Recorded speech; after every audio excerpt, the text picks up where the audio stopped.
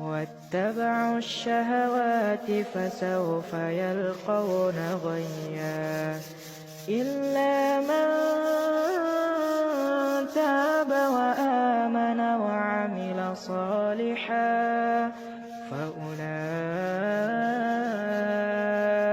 يدخلون الجنة